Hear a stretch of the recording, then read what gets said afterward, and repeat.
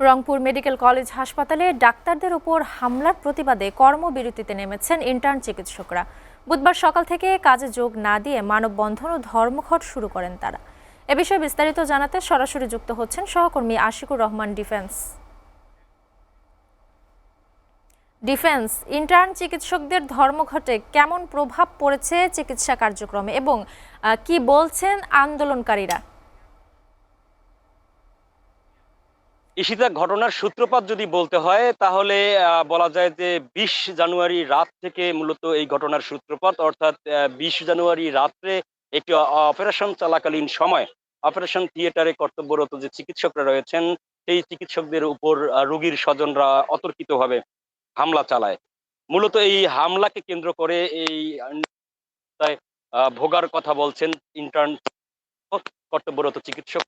তারা এই হামলাকারীদের গ্রেপ্তার সহ এ ধরনের অনভিপ্রেত ঘটনা এবং কোনো ধরনের সন্ত্রাসী কর্মকাণ্ড যেন হাসপাতালের ভিতর না হয় এবং ডাক্তারদের এবং কর্তব্যরত স্টাফদের নিরাপত্তা নিশ্চিতের দাবি জানিয়ে কিন্তু তারা ২১ জানুয়ারি সকাল থেকে কর্মবিরতিতে চলে যায় এবং তারা মানববন্ধন করে আলটিমেটাম দেয় যে যদি এই ঘটনায় দোষীদের গ্রেফতার করা না হয় বা তাদের বিরুদ্ধে আইনগত ব্যবস্থা নেওয়া না হয় তাহলে তারা এই ধর্মঘটটা তারা চালিয়ে যাবে যতদিন পর্যন্ত অপরাধীদের আইনের আওতায় নিয়ে না আসা হয়।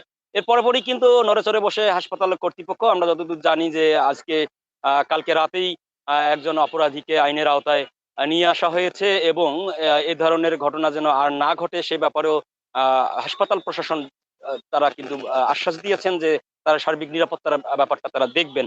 মূলত এই আশ্বাস এবং আইনগত ব্যবস্থা নেওয়ার প্রেক্ষিতে কিন্তু গতকাল রাত্রেই এই ধর্মঘটটা তুলে এবং এই ধর্মঘটটা তুলে নেওয়ার পরপরই কিন্তু আবার যে চিকিৎসা কার্যক্রম স্বাভাবিক অবস্থায় ফিরে আসে। তবে আমরা কথা বলেছি আন্দোলনরত চিকিৎসক এবং ইন্টার্ন চিকিৎসকদের যে সংগঠন রয়েছে সেই সংগঠনের সভাপতি এবং সাধারণ সম্পাদক যেমন জানিয়েছেন যে শুধু ২০ জানুয়ারির এই ঘটনাটি না, প্রায়শই কোনো রোগীর স্বজন মারা গেলে কিংবা অন্য কোনো সমস্যা হলেই কিন্তু কথায়, কথায় কিন্তু স্বজনরা তারা আক্রমণাত্মক হয়ে ওঠেন এবং কথায়, কথায় তারা চিকিৎসক এবং কর্তব্যরত স্টাফদের উপর হামলা করেন। অন্তত হাসপাতালের ভিতরে যেন শৃঙ্খলা থাকে এবং সেখানে যেন কোনো ধরনের হামলার ঘটনা না ঘটে ভবিষ্যতে।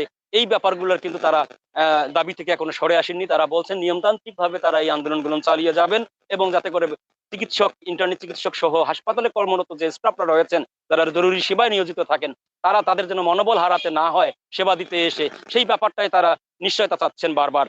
তো হাসপাতাল কর্তৃপক্ষের সঙ্গেও আমরা খোঁজখবর নিয়েছি, কথা বলেছি। তারা যেমনটি বলছেন যে আসলে এই ধরনের ঘটনা এড়ানোর জন্য তারা আগামীতে সর্বাত্মক সজাগ থাকবে এবং এ ধরনের ঘটনা যেন পুনরাবৃত্তি না ঘটে সে ব্যাপারে কিন্তু তারা সতর্ক থাকবেন। ঈশিতা, বলা চলে যে এখন চিকিৎসা কার্যক্রম স্বাভাবিক রয়েছে এবং ইন্টার্ন চিকিৎসকরা তাদের দায়িত্ব পালনে তারা ফিরে এসেছে। ঈশিতা।